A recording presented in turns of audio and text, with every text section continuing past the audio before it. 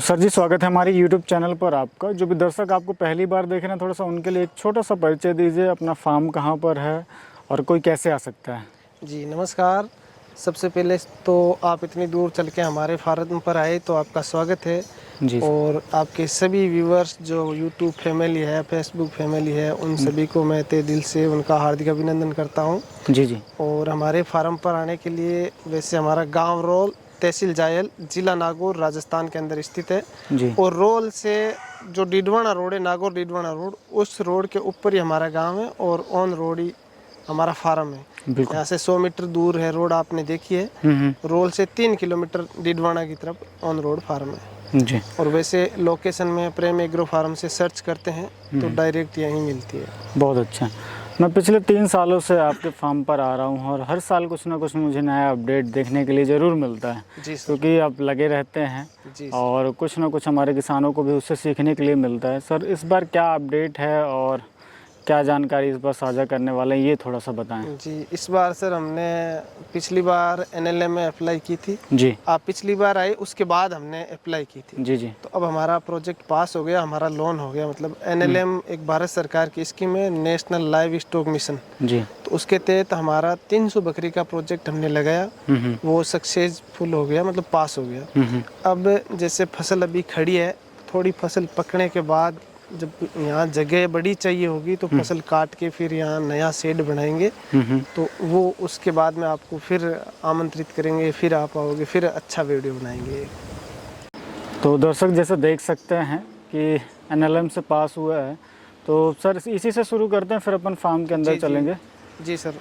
जैसे कि NLM में फार्म अप्लाई करते हैं ना सर, जी जी तो उस टाइम हमें GPS मैप कैमरे से अपने जो ज़मीन है उसकी फ़ोटो भेजनी पड़ती है कि हम यहाँ फार्म निर्मित करेंगे। तो हमने इस जगह की भेजी। जब हमारा मतलब फार्म आगे प्रोसेस करता है, ऐसा ये अप्रूवल होता है, तो वहाँ से टीम आती है कि भाई आपने किस जगह की फ़ोटो भेजी है। तो उस समय ये बोर्ड लगाना होता है और एक शपथ पत्र लगता है। तो हमने ये बोर्ड लगाया, ऊपर आप देख सकते हो NLM उद्यमिता विकास कार्यक्रम। तो ये नेशनल लाइव स्टॉक मिशन के तहत भारत सरकार की स्कीम है, पूरे भारत में चलती है। और इसके तहत अगर कोई बकरी पालन करता है तो उस किसान को आधी सब्सिडी, यानी प्रोजेक्ट की 50% सब्सिडी। तो पहले तो ये 2014 में शुरू हुई, उस समय ये सिर्फ 500 बकरी का प्रोजेक्ट था। तो 500 में 1 करोड़ का प्रोजेक्ट है, उसमें 50 लाख की सब्सिडी है। जी उसके बाद में इतनी बड़ी मतलब एक स्कीम के तहत किसान के द्वारा काम करना संभव नहीं हो पाया। बड़े बड़े फार्मर थे, छोटे किसानों को लाभ नहीं हुआ। तो सरकार ने उसका फिर रिव्यू किया और 2023 दिसंबर में इसमें परिवर्तन किए कि भाई इसको टुकड़ों में कन्वर्ट करो। तो इसके 5 सेक्शन कर दिए। एक 100 बकरी का, 100 बकरी पर 5 बकरे, जिसके अंदर आपको गवर्नमेंट 20 लाख रुपए का प्रोजेक्ट बनाती है, 10 लाख की सब्सिडी आती है। और हालांकि वैसे लोन 50% दिखाते हैं, 50% की आपको 10 लाख लोन मिलेगा, पर बैंक है जो 40% लोन देती है और 10% किसान को मार्जिन मनी लगानी होती है। चाहे कोई सा भी प्रोजेक्ट हो, उसमें बैंक 40% देती है, 50% सब्सिडी आती है और 10% किसान को लगाना होता है। फिर 200 को है, उसमें 20 लाख की सब्सिडी है, वो 40 का प्रोजेक्ट होता है। जी 300 में 30 लाख की सब्सिडी है, वो 60 लाख का प्रोजेक्ट होता है। 400 बकरी के अंदर है, वो 40 लाख की सब्सिडी है और 80 लाख का प्रोजेक्ट बनता है। और 500 में 1 करोड़ के प्रोजेक्ट में 50 लाख की सब्सिडी है। तो अगर कोई किसान बकरी पालन या भेड़ पालन, भेड़ों के लिए ही सेम ही सिस्टम है, ये सेम प्रोजेक्ट भेड़ों का है। अगर भेड़ और बकरी पालन करना चाहता है तो उसके लिए इससे बढ़िया कोई व्यवस्था हो ही नहीं सकती। ये एक संजीवनी बूटी की तरह काम करती है। अगर हम चाहते हैं कि केवल सब्सिडी उठा लेंगे तो लेने के देने पड़ सकते हैं, क्योंकि बहुत टेढ़े इसके नियम हैं। आपको नियम फॉलो करके काम करना होगा तो पैसे पूरे लग जाएंगे और अच्छा काम चलेगा। आप एक टॉप क्लास का फार्म इससे मेंटेनेंस कर सकते हो। और अगर सब्सिडी के चक्कर में रहते हो तो शायद जिस लैंड पे लगाया वो भी आपको देनी पड़ सकती है। लेकिन बहुत अच्छी स्कीम है, आपको स्कीम के तहत काम करना चाहिए। तो सर, जैसे आप तो पहले से ही बकरी फार्म में थे, बकरी की फार्मिंग कर ही रहे थे और आपने तो खुद इतने बड़े पैमाने पे कर रखा था। 300 बकरियां कभी आपने पाली हुई हैं, तो उतनी मैनेजमेंट स्किल तो आपके पास है ही। और बकरियां भी थी, फिर आपने क्यों अप्लाई किया, ये मुझे थोड़ा सा बताइए। और जो हमारे नए दर्शक हैं वो अगर करना चाहते हैं, इस योजना का लाभ उठाना चाहते हैं, तो वो कैसे कर सकते हैं, क्या क्या डॉक्यूमेंट ज़रूरी होते हैं, ये थोड़ा सा समझाइए।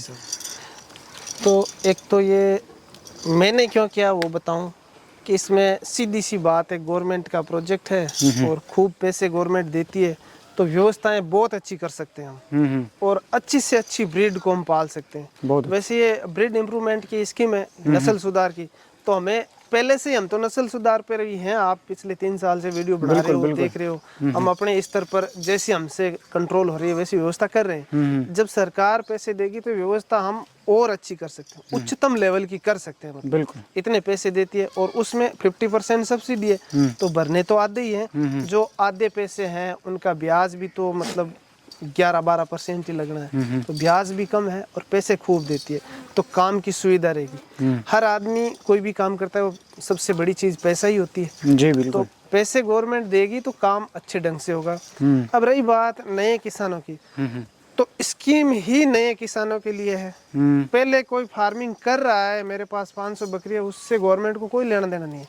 चाहे आपके पास 500 बकरी है, चाहे 100 बकरी है, चाहे आपके पास एक भी नहीं है, लेकिन आपको थोड़ा बहुत नॉलेज होना चाहिए बकरी कैसे पालते हैं, कैसे उसकी व्यवस्था करते हैं। उसके लिए आपको ट्रेनिंग सर्टिफिकेट लेना वो भी ज़रूरी होता है। अब नया किसान अगर कोई ये स्कीम करना चाहता है, इस स्कीम के तहत बकरी पालन, और इसका फ़ायदा लेना चाहता है, तो उसके लिए सबसे पहले तो अपने जो हर ज़िले में कृषि विज्ञान केंद्र बने हुए हैं, बिल्कुल उस कृषि विज्ञान केंद्र से 5 दिन या 7 दिन की जो भी वहाँ व्यवस्था है ट्रेनिंग की, वो ट्रेनिंग करनी जरूरी है। वो सर्टिफिकेट उसका साथ में लगता है। वो ट्रेनिंग सर्टिफिकेट के बाद में अपनी ज़मीन के पेपर लगते हैं जी। जैसे लैंड अपनी खुद की नहीं हो ज़मीन, तो आप किराए पर ले सकते हो, यानी रेंट पर ली हुई ज़मीन पर भी आप बकरी पालन कर सकते हो। ये इस स्कीम में व्यवस्था है। लीज में आप ले ज़्यादातर सकते हैं। हाँ लीज पर। ज़्यादातर किसानों में क्या युवा किसान है तो उनकी ज़मीन उनके गार्जियन के नाम है, तो खुद के नाम नहीं है, तो अपने पिता के या दादा के नाम होती है, तो वो 500 रुपये के स्टाम्प पर उसका किरायानामा वैलिड हो जाता है। और फिर अगर हम किसी अदर पर्सन यानी दूसरे व्यक्ति से लेते हैं जिसका हमारा खून का रिश्ता नहीं है, तो उसकी हमें ज़मीन किराए पर लेने के लिए उसकी लीज डिड करवानी पड़ती है, यानी रजिस्टर्ड लीज करवानी पड़ती है, बाकी हो उसी की पर। बिल्कुल। वो ज़मीन के पेपर लगते हैं, नक्शा और उसकी नकल, उसके साथ में अपने बैंक का 6 महीने का स्टेटमेंट लगता है, बैंक डायरी और एक कैंसिल चेक लगता है, और अपना आधार कार्ड, पैन कार्ड और वोटर आईडी कार्ड, ये प्रूफ चाहिए होते हैं। हमारे पास में कोई एजुकेशन यानी पढ़ाई का सर्टिफिकेट है तो वो लगता है, कास्ट सर्टिफिकेट है तो वो लगता है। ये ऑप्शनल ही है, अनिवार्य नहीं है पढ़ाई और कास्ट वाला। और एक अनुभव प्रमाण पत्र पशुपालन का, पहले में पशुपालन जो किया है उसका लगता है। अपना पशु जो चिकित्सक होता है उसकी सील और साइन उस पर होते हैं, वो पशु चिकित्सक ही देते हैं। और उसके साथ में अपना ये ट्रेनिंग सर्टिफिकेट, और साथ में लगता है 10 या 20 किसानों की सूची जो हमें जानते हैं, हमारे बकरी पालन से या पशुपालन से जुड़े हुए हैं। ऐसे किसानों की एक कम से कम 10, ऊपर में आप 15-20 की भी लगा सकते हो, वो सूची अपलोड होती है साथ में। जी जी। तो ये फार्म के पूरे लगभग डॉक्यूमेंट हो गए। कोई एक होता है कैमरे से, मैंने आपको बताया जीपीएस मैप कैमरा होता है ना, उससे जिस जगह पे हम शेड लगाएंगे उस जगह की वो फोटो खींचती है, तो इसमें लेटीट्यूड और लॉन्गिट्यूड नंबर आते हैं, ताकि वो वहाँ बैठे बैठे चेक कर सकते हैं भाई किस जगह पे शेड है। आजकल आपको पता ही है, लोकेशन देखते हैं तो वहाँ सब हलचल पूरी दिखाते, पूरी डिटेल दिखाते हैं। बिल्कुल। तो इसलिए वो एक फ़ोटो लगती है और खुद की पासपोर्ट साइज फ़ोटो साथ में अपलोड होती है। बिल्कुल। तो जैसे अगर कोई 100 बकरियों के लिए करना चाहता है तो कितनी जगह की जरूरत होती है, फिर ऐसे बढ़ते क्रम में कितनी जगह लगेगी? 100 बकरियों के लिए 1800 वर्ग फुट का शेड बनता है, 1800 वर्ग फुट का, और लगभग 2 बीघा जमीन मान लो, 1 एकड़ मान लो, भाई कम से कम 1 एकड़ जमीन होनी चाहिए। हालांकि उससे कम मांग रहे हैं, लेकिन 1 एकड़ जमीन तो होनी चाहिए, ताकि 100 बकरी को बाहर निकाले तो कोई जगह तो है उसके पास, किसान के पास। और वो क्योंकि इसमें साथ में हरे चारे का भी प्रावधान गवर्नमेंट ने रखा है। 0.1 हेक्टर मांगा हुआ है, तो उसमें मान लो 1 एकड़ जमीन मान लो, 2-2.5 बीघा जमीन तो होनी चाहिए। तो हरे चारे का वो चारा उत्पादन करने के लिए उतनी व्यवस्था तो किसान की होनी चाहिए। फिर अगर हम 200 का लगाते हैं तो उसमें डबल 3600 वर्ग फुट, और 1800 के अंदर जो 100 बकरी का है उसमें 700 वर्ग फुट जमीन है जो बच्चों के लिए शेड बनाने की है, और 1100 वर्ग फुट के अंदर बकरियों का शेड बनता है। यानी जो हम डीपीआर यानी प्रोजेक्ट रिपोर्ट बनवाते हैं वो एक इसका पेपर में ज़रूरी कागज़ होता है प्रोजेक्ट रिपोर्ट, वो बताना भूल गया था मैं। जी जी। तो प्रोजेक्ट रिपोर्ट जो बनती है ना, उसमें नाप जोप की सारी व्यवस्थाएं दी हुई होती है। कितना खर्चा लगेगा, कितना नाप का बनेगा शेड। तो बकरियों का शेड और बच्चों का शेड, 2 प्रकार के शेड बनते हैं। भले ही आप एक ही कंपाउंड में दोनों को अलग अलग दिखा सकते हो या फिर दोनों को अलग अलग भी बना सकते हो, बिल्कुल। पर होने व्यवस्था पूरी होनी चाहिए। और वो 1800 स्क्वायर फीट में ही होने चाहिए। 1800 वर्ग फुट में 100 बकरियों के लिए। जी जी। 200 के बनाते हो तो 3600 वर्ग, ऐसे बढ़ते क्रम में चला जाएगा, फिर वो 500 300 को 5400 है। अगर 500 का बनाते हैं तो उसमें 9000 वर्ग फुट होना चाहिए और 1 हेक्टर से ऊपर जमीन चाहिए, यानी 13.5 बीघो। हमारी बीघों की अगर माप चौप होती है ना, तो उसमें 13.5 बीघो जमीन चाहिए, 2 हेक्टर से ऊपर चाहिए जी। 2.25 हेक्टर की जमीन। जी जी। वो लैंड है जो चारा उत्पादन करने के लिए, और 9000 वर्ग फुट का शेड होता है। वो सारी व्यवस्थाएं तो किराए पर भी हो जाती है। अब मेन दिक्कत आती है बैंक के अंदर। वहाँ किसान की सिबिल सही होनी चाहिए। सिबिल स्कोर होता है ना, जी बिल्कुल, जो साख होती है बैंक की, वो सही होना जरूरी है। अगर अपनी सिबिल सही है तो लोन होने में कोई दिक्कत नहीं है, स्कीम आसानी से पास हो जाती है। पर इस स्कीम का एक ही है, आपने पहले फार्म अप्लाई किया तो आपकी जांच पहले होगी, बाहर आपका फार्म पहले निकला, फर्स्ट इन फर्स्ट आउट। और बैंक में आने के बाद तो लगभग 20-25 दिन, महीने का प्रोसेस है। बैंक लोन हो गया तो आपकी 1 महीने में फर्स्ट किस्त आ जाएगी, और जब किस्तें आती है तो 3 किस्तों में हमें पैसे मिलते हैं। जी बिल्कुल। पहली किस्त है जो लगभग 25-27%, यानी 25 से 28% के बीच, वो बैंक पर निर्भर करती है, बैंक ज़्यादा भी दे दे लेकिन कम से कम 25% देती है। फिर हम उससे शेड का निर्माण करना शुरू करते हैं। भले पहले अपने पास कोई बकरी की ज़रूरत है ना कोई शेड की ज़रूरत है, पहली किस्त अपन को मिल गई तो अपन शेड बनवाना शुरू करो। वो 25% लग गए, उस समय हमारे जिला मुख्यालय से वो टीम आएगी जो गठित की हुई है, NLM के लिए यहाँ अधिकारी बनाए हुए हैं, या तो वो आएंगे या फिर जयपुर से टीम आएगी। वो देखेंगे कि भाई किसान ने शेड बनाना शुरू कर दिया है, इसने प्रोजेक्ट के 25% लागत खर्च कर दी है, तो फिर वो यस करके जाएंगे बैंक को पूरा लोन करने के लिए।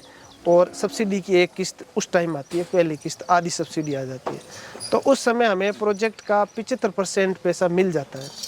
पीछे सिर्फ सब्सिडी आधी वही रहती है। जैसे 1 करोड़ का प्रोजेक्ट है तो तीसरी किस्त में सिर्फ 25 लाख रुपए सब्सिडी के ही रहते हैं। अब हमें इन पैसों से पूरा शेड व्यवस्था करनी है, बकरियां करनी है, और उनका इंश्योरेंस करवा के सभी को टैगिंग करके व्यवस्था रेडी करनी है। उसके बाद में हमारी जयपुर से टीम आएगी जो NLM के अधिकारी हैं उनकी, वो आके वेरीफाई करेंगी कि किसान ने सारा जो काम है प्रोजेक्ट रिपोर्ट और स्कीम के तहत सही किया है, तो वो यस करते ही अपनी वो 25 लाख की, यानी 50% सब्सिडी थी, सब्सिडी की 50% वो हमें मिल जाती है। यानी 3 से 4 महीने के अंदर पूरे पैसे हमें मिल जाते हैं अगर अपनी व्यवस्था सही हो तो। और उसके बाद में बात आती है EMI भरने की, तो पहली साल कोई किस्त नहीं भराते हैं इस स्कीम में, पहली साल सिर्फ ब्याज ही भरवाते हैं। दूसरी साल से ब्याज के साथ में किस्त एडजस्ट होती है। तो किसान, गवर्नमेंट ने पूरा मतलब इसका अध्ययन किया, फिर स्कीम लगाई कि पहले साल किसान व्यस्त रहेगा, बच्चे पालेगा, बच्चे बड़े होंगे, तब जाके दूसरी साल बिकेंगे, तब बिल्कुल पैसे आएंगे। भाई, जैसे अभी बकरियां लेकर आ रहे हैं तो 6 महीने बाद बच्चे लाते ही तो किसान के पास बच्चे है नहीं इतने कि बेच कर वो किस्त भर सके। तो सरकार ने ऐसे बनाई कि 1 साल किसान बच्चे पालेगा, बड़े करेगा, फिर उसकी इनकम होगी, फिर वो किस्त भरेगा। तो प्रोजेक्ट 6 साल का है, 5 साल का नहीं है, 6 साल का प्रोजेक्ट है। तो कोई भाई अगर रेंट पर या लीज पर ज़मीन लेता है तो उससे लीज 6 साल की बनवानी है। जी। तो ऐसे करके ये स्कीम है, आसानी से पास हो जाती है, टाइम ज़रूर लगता है, और कोई 1 रुपया खाए ऐसा हमारे साथ में नहीं हुआ। तो मैं कैसे मानूंगी कोई पैसा खाता है? ना कोई बैंक में पैसा खाने वाला है, ना कोई और अधिकारी है। बाकी जयपुर आप जो चीज पूछोगे वो बता देंगे। हमारे जयपुर मुख्यालय अदर स्टेट में, अदर राजधानी सभी जगह पर, जहाँ पर जैसे मध्य प्रदेश में भोपाल है, महाराष्ट्र राजधानी में मुख्यालय होता है, तो हमारा जयपुर में है। तो वहाँ हम फोन करते हैं, वो अपनी डिटेल बता देते हैं, ये बात है, फलाने दिन मीटिंग होगी, फलाने दिन आपका फार्म मीटिंग में आएगा तो आपका निकाल देंगे। ये नहीं कि हमारी अप्रोच चल गई निकाल देंगे, वो स्कीम है ही नहीं, और ना कोई पैसों से होता है, अपने आप फार्म पास हो जाता है। अपनी व्यवस्था सही है तो कोई फेल कर ही नहीं सकता। बहुत अच्छी स्कीम है पशुपालन। अगर गोट फार्मिंग कोई करना चाहता है, सिप या गोट फार्मिंग, तो उसके लिए बहुत बढ़िया है। वैसे इसमें मुर्गी पालन की भी है। मुर्गी पालन में इतनी बड़ी स्कीम नहीं है, वो 50 लाख की है। मुर्गी पालन में शायद दाना बनाने का है और सुअर पालन का है। सूअर पालन की भी है और फोडर कल्टीवेशन की यानी चारा उत्पादन की भी है। जी जी बिल्कुल। इसमें अभी खरगोश पालन नहीं है, बाकी ये मुर्गी पालन भी है और इसमें हमारे राजस्थान के अंदर सूअर पालन वाली भी है और चारा उत्पादन की है। तो इनमें सबसे अगर कोई सूटेबल और सही काम है तो भेड़ बकरी पालन वाला है। तो 500 भेड़ तो किसान पाल सकता है आराम से, उसको सिर्फ वो शेड ही तो उस हिसाब से बनवाना है, बाकी तो भेड़ें वैसे के वैसे खुले में चर सकती है जी। तो भेड़ वाले के लिए भी अच्छी है और बकरी पालन आजकल लोगों की पहली पसंद है, तो उनके लिए सबसे बढ़िया स्कीम है। अगर कोई स्कीम के तहत काम करता है तो उसके लिए बहुत फ़ायदे की चीज़ है।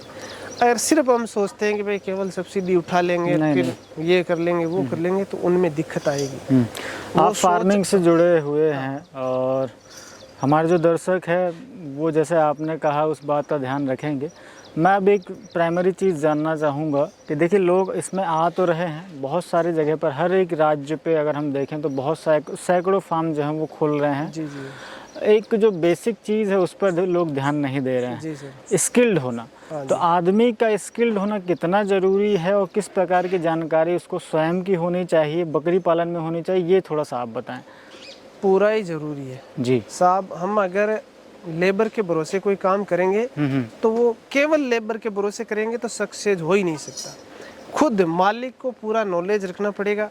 अगर खुद को मान लो बीमारी का या दवाइयों का ट्रीटमेंट का नॉलेज नहीं है तो डॉक्टर से संपर्क रखना पड़ेगा खुद को कि भाई कौन सी बकरी, ये पता लगना ज़रूरी है कि बकरी स्वस्थ है या इसको कोई समस्या है। ये पता लगते ही डॉक्टर को संपर्क करना पड़ेगा। ये बिल्कुल छोटा जानवर है, कोमल जानवर है, जल्दी मतलब बीमारी की गिरफ्त में आता है। तो वो सारी चीज़ें खुद को मतलब मेंटेनेंस खुद को करना पड़ेगा। सुबह शाम फार्म को खुद चेक करना पड़ेगा। चलो दिन में कोई बात नहीं, आपने लेबर लगा दी, वो लेबर सारा काम कर देती है, लेकिन हर रोज़ सुबह और शाम खुद जब फार्म पर रहेंगे तभी फार्म सक्सेस होगा। केवल लेबर के भरोसे अगर आप काम करोगे तो वो मेरे हिसाब से उतना सक्सेस नहीं होगा।